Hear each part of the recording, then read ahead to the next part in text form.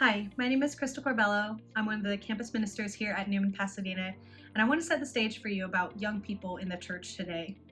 Now, I have two sisters who are much younger than me, 6 and 11 years younger than me, and I'm just amazed by their experiences in their 20s and how different they were from mine in my 20s. A study published in 2016 by Public Religion Research Institute found that 25% of Americans claim no formal religious identity, and this makes the largest religious group in the United States.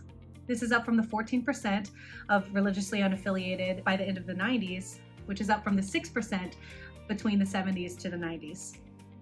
To give you a non-percentage statistic, Pew Research Center found that the number of religiously unaffiliated has increased by nearly 30 million people over the last decade. 30 million people. But an interesting distinction from young people today is that they're more likely to remain unaffiliated to any religion, which is more so than previous generations. PRRI found that those raised in a childhood religious identity abandon it by the time they turn 18.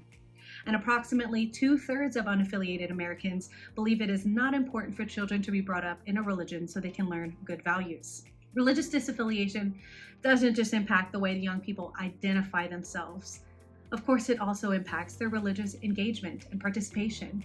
I don't think anyone needs a study to show that young people are less present in the church. I myself sometimes feel like the youngest person by at least 2 decades at some of my masses. But for those of you who would like to see the large generation gap in American religion, here's a stat from Pew Research Center. More than 8 in 10 members of the silent generation describe themselves as Christians, as do 3/4 of baby boomers. But in stark contrast, less than half of millennials, 49%, describe themselves as Christians, and 4 in 10 of them are religiously disaffiliated. Now, I've shared with you quite a few statistics and graphs and charts, but now I'd like to take a moment to share a few anecdotes. As a cradle Catholic and a young person, and not just a young person in the church, but a young person who's been in ministry for half of my life, one of the most painful things is to witness someone that you love, a friend or family member, fall away from the faith. The world grows more hostile and less tolerant of Christians, especially on college campuses. I've heard countless stories of professors publicly mocking those who believe in God, even threatening students' successes for their religion.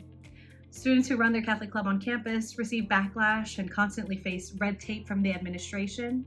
And not only are the students negatively affected, but there have been faculty members and advisors who find the regulations too much and end up having to decrease their involvement with campus clubs. I don't want to sound too doom and gloom here, so I'll leave you with this. The Newman Center is a great place of refuge for our students and young adults.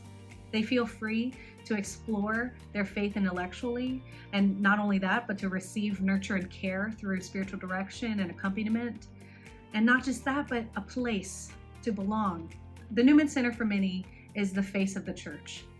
And we're committed to making this place an encounter with the good, the true, and the beautiful. And of course, an invitation to encounter Jesus' Sacred Heart. I'll leave you with the words of St. John Bosco, the founder of the Salesians and patron of the youth. It is not enough to love the young. They must know that they are loved.